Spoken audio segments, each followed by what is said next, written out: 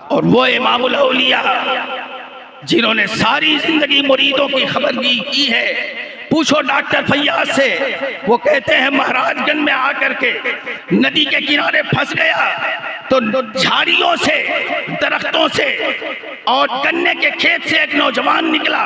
उसने कहा मियाँ इतनी रात में कहाँ आ गए हो? कहने लगे सरैया जा रहा हूँ पीरो मुर्शिद की बारगाह में हाजिरी देने।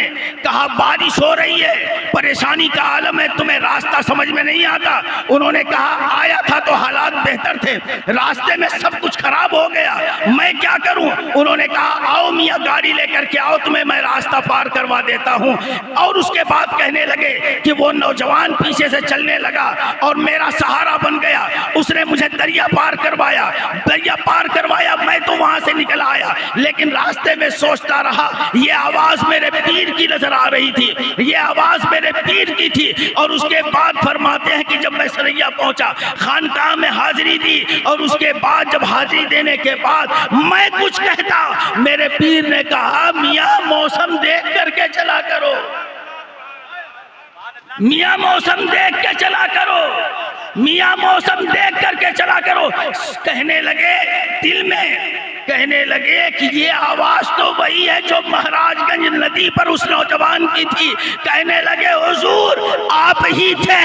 कहा मौलाना मैं मुरीदों पर हर वक्त नजर रखता हूँ।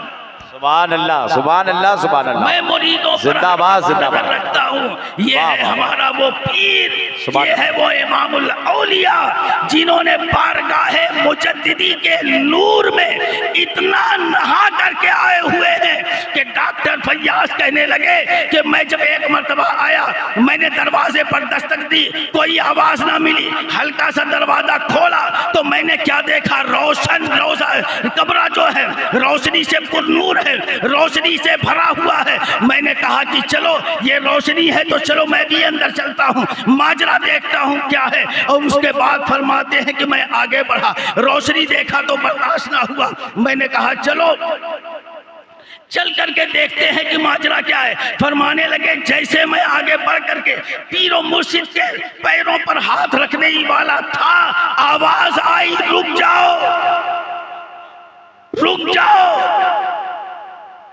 कहा तुम्हें समझ नहीं आती, अभी इमामुल औलिया नूरे मुजद्दिदी में नहा रहे हैं, नूरे मुजद्दिदी में नहा रहे हैं। तो फरमाते हैं कि मेरा भी दिल किया मैं भी इसमें से कुछ हासिल कर लूं, इसमें से कुछ